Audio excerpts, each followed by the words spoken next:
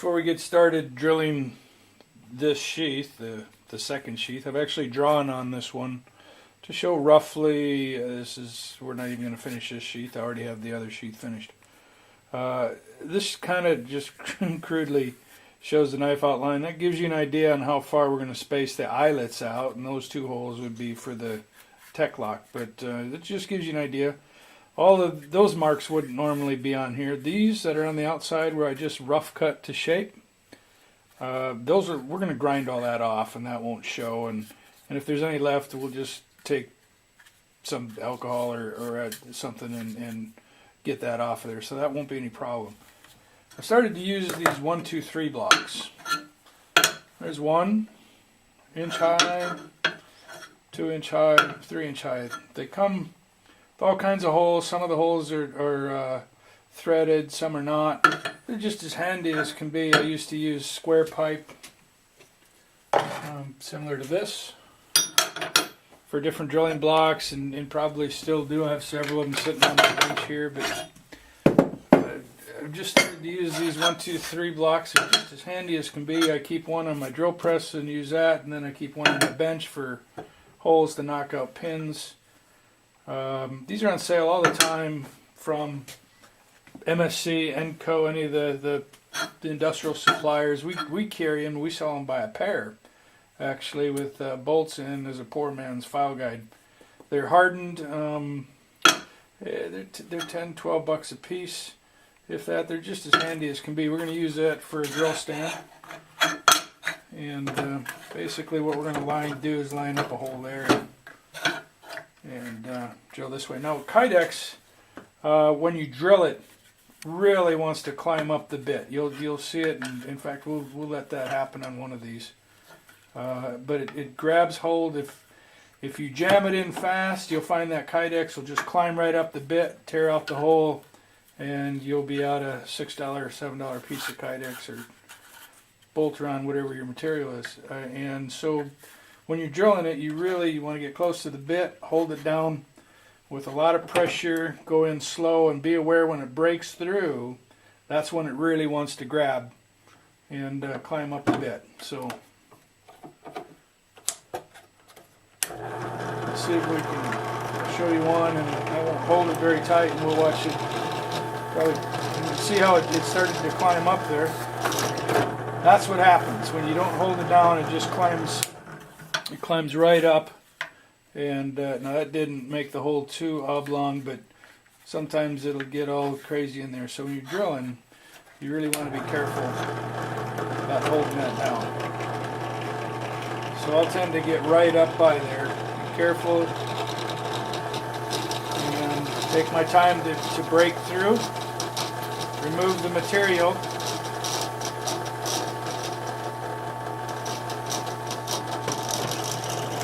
Slowly, and you see that it didn't climb, and we get a lot better hole for it. So we'll drill these other holes.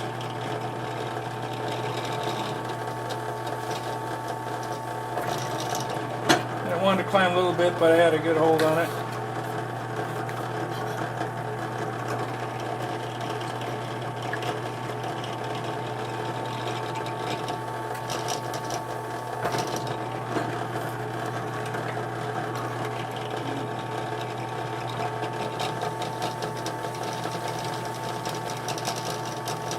Nice and slow. You can feel that it almost wanted to grip.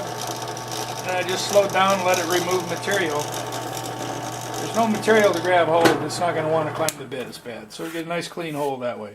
Now we'll step over and show you how we can grind this to shape. Now this stuff grinds like a dream. It goes really fast. And you can shape this. You know, your sheath should look just as good as the knife. If you happen to find yourself at a knife show, and you'll see one guy's got a knife out for, let's say, 150 bucks, and another guy a couple tables down has another knife for 150 bucks, and they look pretty similar. The one with the nicer sheath is going to sell first, and that's just how it works. Sheath is the first and last impression of a knife, so it's all right to do a good job on your sheath. So now we're going to step over to the grinder, and we'll show you how we grind this to shape. One last thing, this is a right hand sheath. right hand carry, so that would go like this on my hip. What we're going to do is we're going to turn that off, and we'll see a little black dot right there, and that's where the tip of the knife is. And we're going to put a little water drain hole, and we only want to drill through the back side so it doesn't show in the front. So we're going to be pretty careful about this. We're going to put one little hole right by the tip of the blade.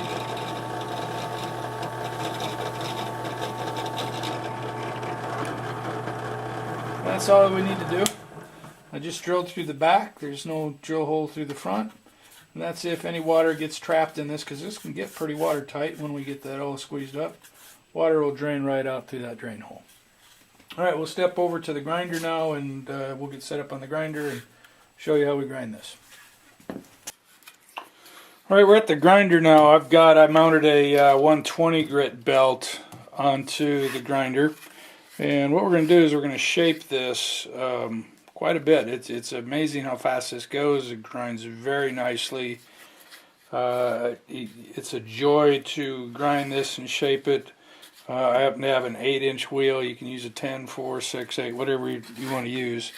Now, this has a lot of leftover stuff, burr from the bandsaw where we cut it. But we'll go ahead and get started on this.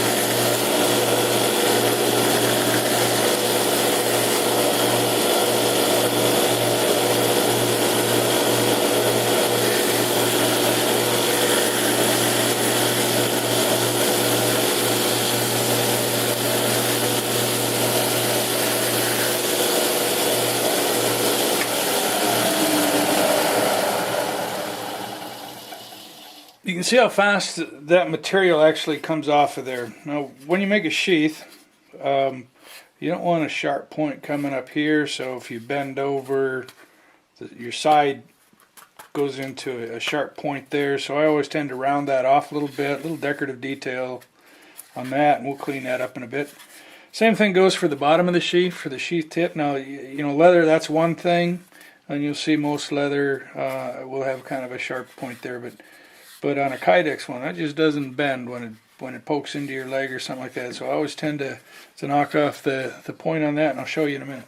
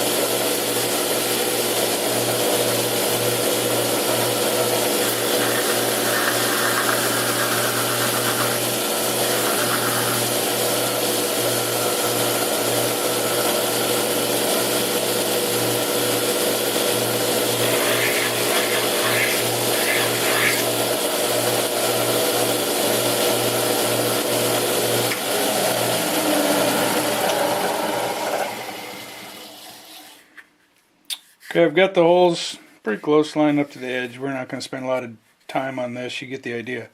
When you're grinding it, keep the holes a little bit farther away so the eyelets don't overlap on the outside. I got a little close on that, but that's fine. Don't be afraid to put a little decorative detail in there. You want to be able to grab the knife. If it's in there too far, you can't grab it. So we have this knife, and it's just sharp, but be careful. So you want to be able to reach down and grab it, and that's why I put that cutaway in there. And so you're able to, I want to pull this out and cut myself, but pull that out and grab that. So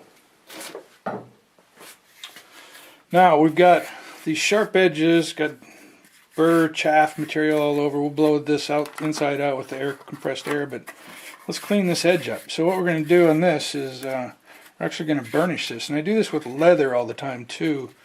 I'm going to take this belt and I'm going to turn it around.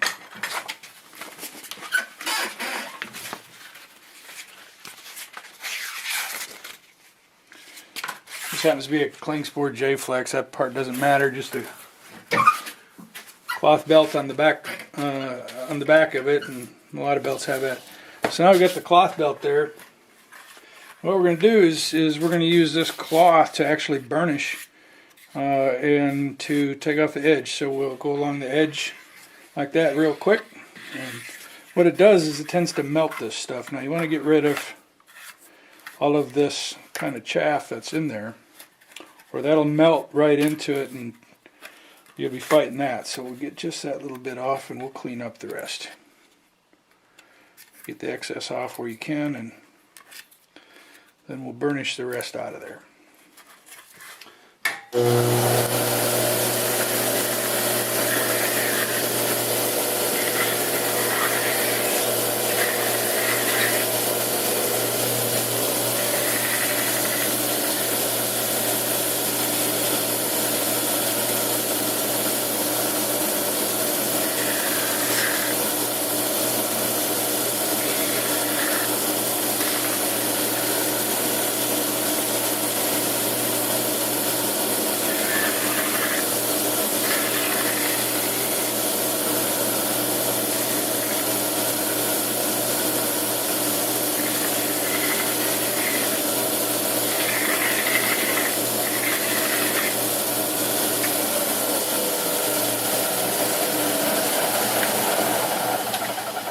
Now the edge has been really knocked off on that, and you can take that as far as you want, but it took off the sharp edge, made it look a little better on the cosmetics, and that's what you would do. Now we have that pretty well shaped, as you can see on here. This goes like that.